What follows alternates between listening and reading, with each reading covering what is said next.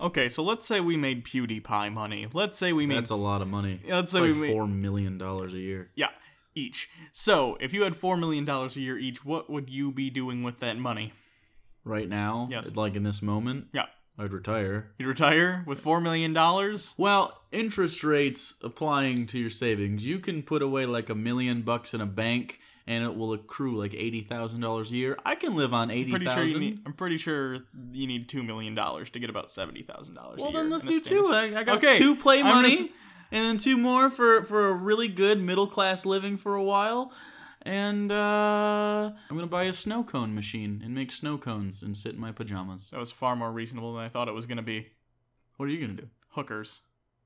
You're gonna do hookers? Hookers. Are you gonna have them? Pretty much everything that you could financially do with a hooker. There you go.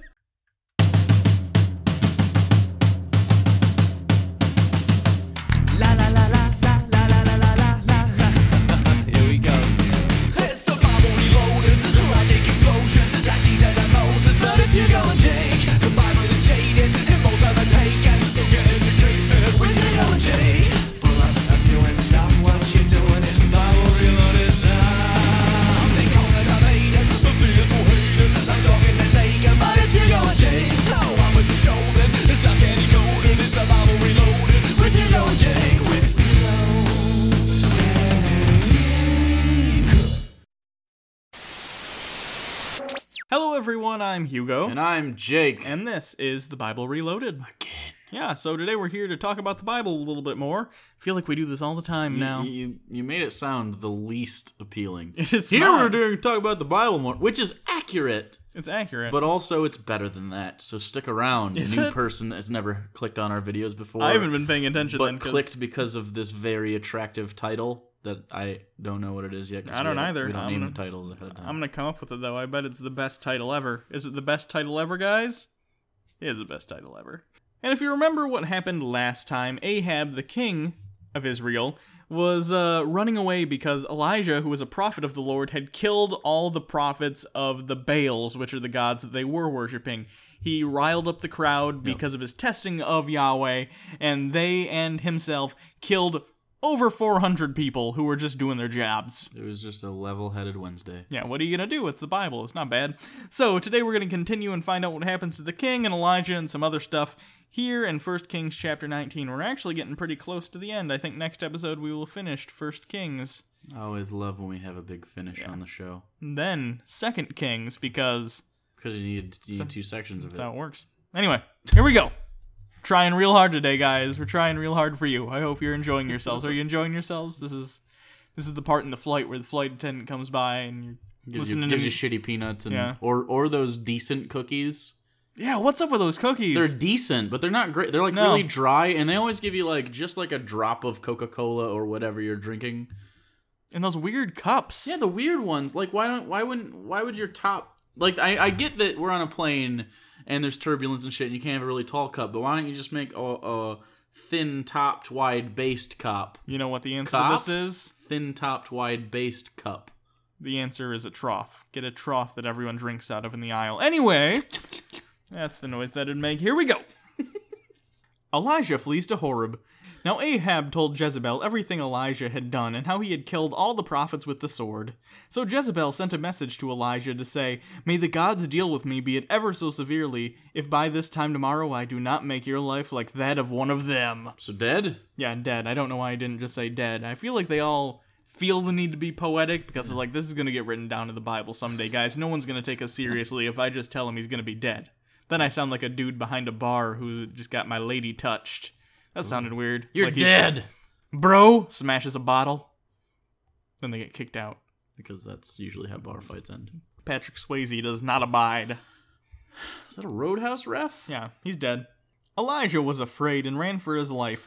Elijah, or superscript A, Elijah saw and ran for his life. I think the idea is that saw in that context would have been an idiom meaning he knew. You know what I mean? Like he saw, yeah, he knew, he was afraid, blah, blah, blah. I guess. Anyway, when he came to Bathsheba, in Judah, he left his servant there while he himself went a day's journey into the wilderness. He came to a broom bush, sat down under it, and prayed that he might die. I have had enough, Lord, he said. Take my life. I am no better than my ancestors. Then he lay down under the bush and fell asleep. So he's scared of dying and then prays for death. Yeah, I don't know why he's afraid anyway, because he and a group of people killed over 400 priests from the opposing faction. I don't think combat should be a concern to him. All at once an angel touched him and said, "Get up and eat." Whoa. Where did he touch him? That's a forceful, touchy angel. I'd like to think the angel grabbed him right by the base of the dick and said, "Get the fuck up and eat." Just the base. I had to come all the way down here from fucking heaven. Do you know what traffic's like today? Not very heavy. I'm an angel. He looked around, and there by his head was some bread baked over hot coals and a jar of water. I'm glad we know how the bread was cooked, because out of all the things in this section about the angel miraculously showing up from the heavens, how the bread was cooked was the most important thing to know. Well, the angel is a very caring angel. He's kind of like the stay-at-home mom version of angels. He's the Mr. Mom. Yeah. He's our future Beetlejuice. Wow. That's a Keaton joke. It's not a joke, it's a fact. Keaton never jokes. Was Keaton also... So Keaton's the angel in the Bible? Keaton is a man of action. He is the Birdman. Wow. This is rife. Rife implies that there's a ceiling. We gotta cut through the Keaton thicket. I think that's pretty much how you could sum up my life. Cutting through the thicket that is the idea of Michael Keaton to get to whatever I'm trying to do. It's a weird metaphor for your life. Yeah. It's not a metaphor, it's a fact. I I have severe mental issues all surrounding Michael Keaton. I don't know why. He ate and drank and lay down again. The angel of the Lord came back a second time and touched him and said, "Get up and eat, for the journey is too much for you." So he got up and ate and drank. Strengthened by that food, he traveled 40 days and 40 nights until he reached Horeb, the mountain of God. There he went into a cave and spent the night.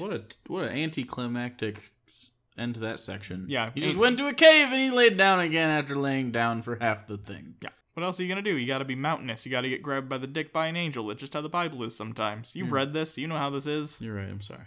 And the word of the Lord came to him. "What are you doing, Elijah?" Why does God not know? He replied, "I have been very zealous for the Lord God Almighty. The Israelites have rejected your covenant, torn down your altars, and put your prophets to death with the sword. I am the only one left, and now they are trying to kill me too." Well, I mean, you had a moving speech, though. You riled an entire audience and proved your point. Just do that a couple more times in a couple cities, travel around. You'll have everyone back on your side. It's really easy. The Jews of the Old Testament are very flip-floppy. The Lord said, "Go out and stand on the mountain in the presence of the Lord, for the Lord is about to pass by." What is the Lord? Is the Lord rotating around the earth at this point? Yeah. He's on a space station. The Lord also likes to speak in third person, like Yes. Bob Dole. Bob Dole. Bob Dole likes to speak about Bob Dole. No one remembers Bob Dole. No, not in our audience. Our audience Out of is our comprised demographic. mostly 14-year-olds, pretty much. Male 14-year-olds, the occasional lady thrown in there, and a couple 40-year-old men who are going to be like, "Ha ha ha ha, you two with your Bob Dole refs." It's really hard to get laid with our demographic. No, it's not legally at least. Then a great and powerful wind tore the mountains apart and shattered the rocks before the Lord. That is a powerful wind, my friend. Am I supposed to make a wind joke? Oh, no, I'm just... Okay, you're looking at me like there's a wind joke that I have in my back pocket. I don't have those. You might, I don't know. I have 0 wind jokes. You have no wind jokes? We do this for a living and you're not prepared for a wind situation? I'll have to... I was unaware that we prepared in the least. I am supremely disappointed. I have jokes for every sort of inclement weather. That's a fact. Sleet. Sleet? Hey, look at how big this sleet is. It's like a dick. I didn't say the jokes have to make sense. You just need to have one. Alright, look at how strong this wind is. It's like a dick slapped it. There you go. Was that so hard? Now it's in your pocket. Like a dick. But the Lord was not in the wind. Mystery wind! After the wind there was an earthquake, but the Lord was not in the earthquake. Mystery earthquake! After the earthquake came a fire, but the Lord was not in the fire. A mystery fire. I'm is- getting less enthused the more mysteries we have. I know, this is like the Where's Waldo of God. Like, where is God? Is he in the wind? No. And after the fire came a gentle whisper. Was God's in the gentle whisper. Was he in the- Spoilers. was he in the gentle whisper? Yeah, he's Why tender. that's not a force of nature whatsoever. God's like a lover who just got done fucking you from behind real rough, but then he comes behind and it's like, "I care about you. It was just in the butt because it was was a love butt stuff. I thought of our kids while I fucked your butt. When Elijah heard it, he pulled his cloak over his face and went out and stood at the mouth of the cave. Then the voice said to him, "What are you doing here, Elijah?" That was creepy. He said, "I have been very zealous for the Lord God Almighty. The Israelites have rejected your covenant, and torn down your altars, and put your prophets to death with the sword. I am the only one left, and now they are trying to kill me too." "We went over this, Elijah. I'm still God. I'm just tender whispering God. Do I feel like I'm inside you?" Sort of. It's more of like like you're licking my earlobe. Feel me in the cockles of the hammer of your ear. Remember that from school? The bones of the ear. The anvil and the hammer, and then the other one. No one remembers the other one because it strays from the hammer anvil metaphor. Blacksmiths. I think it's stirrup. Shut up, God. It's like a thing that they wear when they ride horses. Yeah, they really dropped that metaphor real quick. Hammer, anvil, you use those in blacksmithing. What's the other one? I don't know, stirrup. That's horses. Close enough. Broadsword would have been a good word for it. Go back the way you came and go to the desert of Damascus. When you get there, anoint Hazael, king of Aram. Also, anoint Jehu, son of Nimishi, king over Israel, and anoint Elisha, son of Shaphat, from Abel Bible words, to succeed you as prophet. Jehu will put to death any who escape the sword of Hazael and Jehu. Yet I reserve 7,000 in Israel, all those knees who have not bowed down to Baal and those mouths who have not kissed him. That was really complex. So God is forming a military coup and he's taking down the current regime and saying that there's about 7,000 people who are fine, who haven't given themselves to the Baals. So they're fine, we won't kill them. Just all of them other than 7,000 people. It's weird how we can go from just Adam and Eve to a whole planet worth of people, then just to Noah's family, then to a whole planet of people, then back down to just like Abraham's stuff, because not everyone is loyal, and then back up, and then now we're back down to 7,000. Like, why can't we just maintain numbers, man? God flip-flops between being an introvert and an extrovert, so sometimes he likes a lot of people to be around to talk to, and sometimes he's like, "Oh, I just want to stay in my house, eat Ben & Jerry's, and watch Netflix all day. Have you seen Orange is the New Black? Crazy Eyes? You crazy." I think he just needs to burn fewer people. No, whatever, I'm just... Okay. Netflix, though. I'd rather watch Daredevil. No, that's fair. It's a good show. Daredevil? You crazy. Just Orange is the New Daredevil. Black. Black. Orange is the New Black Daredevil. Okay. So Elijah went there and found Elisha. I don't know why they name characters so similarly. Elijah and Elisha. They are different. You call him Alicia. I guess I could. I'll do that. Elisha, sure. So Elijah went from there and found Elisha, son of Shaphat. Looks like Snapchat. I know, I thought that too. I read that. I was like, wow, I'm really impressed that the Bible had this foresight. He was plowing with 12 yoke of oxen, and he himself was driving the 12th pair. Elijah went up to him and threw his cloak around him, like a fucking crazy person who just throws clothes around people. Elisha then left his oxen and ran after Elijah. "Let me kiss my father and mother goodbye," he said, "and I will come with you." Wait, hold on. So a random person threw a cloak over a guy, and then that guy responded with, "Well, I guess I'm leaving with you. See you later, parentals." Yeah. Okay. That's the... Is that how we can take people now? Yeah, that's always been the rule. So if we just kept cloaks with us, we could have whoever we wanted from our demographic? That's how we met, remember? I threw that jacket on you, and you're just stuck with me now? That is how that happened. Yeah. I have Stockholm Syndrome, though, so You better watch out. If I ever get any sort of cloth around your butthole, it's mine. How can you cloak just a butthole? A butthole's more of a concept than an actual physical thing. You know what I'm saying? Like, it's the hole that makes it the butthole. 2 words, infinity scarf. "Go back," Elijah replied. "What have I done to you?" "Wait, what, Elijah? You fucking are calling upon him." Yeah, I don't Anyway, so Elisha left him and went back. He took his yoke of oxen and slaughtered them. Okay. He burned the plowing equipment to cook the meat and gave it to the people, and they ate. Then he set out to follow Elijah and became his servant. That was the most disjointed love story I've ever seen. Well, I don't know, like, he threw clothes on him, and then he's like, I'm leaving with you. And he's like, I don't want you. And he's like, fine, I'll kill all my oxen. And then he's like, all right, you can come with me. it's okay. The moral is they're doing butt stuff now, though, and that's the important thing. Delicious. Now on to chapter 20, Ben-Hadad attacks Samaria. And this is interesting because it's fairly apart from what we've been reading. It's just sort of a separate military campaign, but it is a little bit interesting, so we are going to read it to you. You're welcome, my babies. The class groans collectively. But you're in the cool teacher's class. It's okay. You sitting there playing your Fallout New Vegas, or... Minecraft. One guy's jerking it. One guy's in another room. And we just brought him out of it. One guy went to another room to jerk off and forgot to pause this video, and now he's, hey, how's it going for you in there? And now what I want you to do is stop jerking off and just look at what you're looking at right now. Look at that porn. Do you really think that that's sexy? Or is it just because your hand was on your wiener? I think that's a question we should all ask ourselves a little more often. I feel he has dick remorse now. Don't we all? Yes. Now Ben-Hadad, king of Aram, mustered his entire army, accompanied by 32 kings with their horses and chariots. If you have 32 kings, the title king probably doesn't mean a whole lot at this point. In this small area of the Middle East, you have at least 32 kings just at this guy's disposal. Not kings. Governors at best. And that's even being a little bit... They're community managers.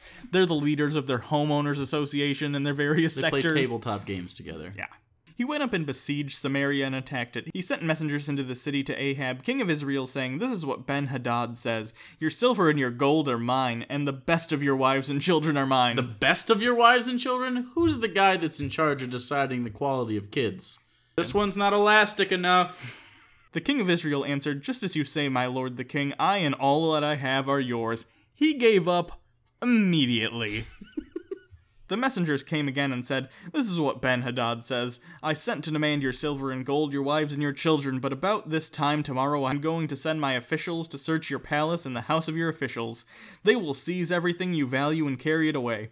The king of Israel summoned all the elders of the land and said to them, "See how this man is looking for trouble. When he sent for my wives and children, my silver and gold, I did not refuse him." Oh, that doesn't make you a good king, dude. Yeah, that makes you a shit king. When they came for my silver and gold and my family, alright, but now he's trying to get my other valuables.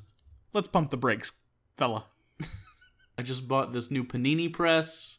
I've been making paninis and playing Xbox One. Once you've had a panini and a panini press, you cannot go back. Right. That's a fact. Yeah. The elders and all the people answered, "Don't listen to him or agree to his demands." Because all of the other people are reasonable and the king is not. So he replied to Ben-Hadad's messages, "Tell my lord the king, your servant will do all you demanded the first time, but this demand I cannot meet." Then they left and took the answer back to Ben-Hadad. Then Ben-Hadad sent another message to Ahab, "May the gods deal with me, be it ever so severely, if enough dust remains in Samaria to give each of my men a handful." Oh. Whatever that means. The king of Israel replied, "Tell him, one who puts on his armor should not boast like one who takes it off." Whatever that means as well. That one is actually an awesome line. Is it? It's like, one who puts on his armor should not boast like one who takes it off. A person getting into a fight shouldn't boast as much of someone who walks away from it. Ooh. That's actually a really Hey, good line. Bible, good job. I know, right? I was just still confused by the last one. No, the last one, I have no fucking idea what that means. Ben-Hadad heard this message while he and the kings were drinking in their tents, and he ordered his men prepare an attack, so they prepared to attack the city. Oh, good. And that's where we're going to end it. Next week we'll get into the actual battle, and that'll be Kazul. Kazul? You know what? Strike that. Pretend I didn't say Kazul. That's not Kazul to say Kazul. But before we end the episode, we want to give a big thank you to YouTuber, sort of, Swollen Hero, who does stuff occasionally, but he made this really, really awesome animated thing from an episode we did. And if you guys don't remember the conversation, it's about... it was during that one time when Hugo told the joke that I had to bleep out because it was so bad not even we would say it. Yeah. Well, not publicly. And so he animated like a minute and a half of that, and it's really, really great. And you should click that thing right there with the moving pictures on it. Check it. Because that will take you to his, and he will get a view for that. And hopefully we can convince him to do some more, because that shit is hilarious. Right. Mostly because we're in it, but also Totally. that guy seems cool. So thank you. Seriously, that was cool of you. Yeah. Anyway. If you want, you can always check us out on Twitter at Bible Reloaded. You can follow Hugo at Hugo Reloaded. You can always check out our Patreon. If you check out our Patreon, you got about 2 weeks until our August Patreon hangout thingy happens, which will be a live event only for Patreon patrons. So that'll be cool. So you got about 2 more weeks before that's not available to you until next month. Yeah. On top of that, if this was your first episode, subscribe. Or if it wasn't your first episode, subscribe, because we like seeing those numbers. And when we hit 100,000 subscribers, we get a plaque, and I want that plaque in my body. We're not going to put it in your body. I'm going to put it in my body. Oh, well, I hope we get 2. Anyways, we'll show you guys a picture of the plaque when we get it, which might take a little while after we reach 100,000. But we'll probably also do a very big thank you for that, because it's wonderful, and you guys are fantastic, and you are collectively the sexiest group of fans that's ever existed, and that includes Guns N' Roses groupies from the 80s. You're the opposite of Kid Rock fans. Yes! So thanks, everyone. Until next time, I'm Hugo. And I'm Jake. And this has been The Bible Reloaded. And next week we find out that I might not like Kid Rock, but my standards are low enough for his fans. Like his groupies? Yeah. You gonna fuck Kid Rock's groupies? Fuck is a kind word for what I'm gonna do to them. Here we go. Here we go. Here we go. Here we go. Oh. Well, I don't know what that person was. Young Asian boy in porn. But is he just the fluffer? Because he doesn't sound used. I don't. That was just for you. That was our friendship moment. Am I going? We have no more friendship. If we had a friendship, it sank long ago.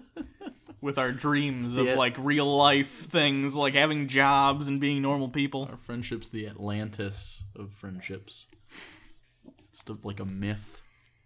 Yeah, I know what Atlantis is, Dick. It's a sea myth! It's a myth! Anyway, here we go.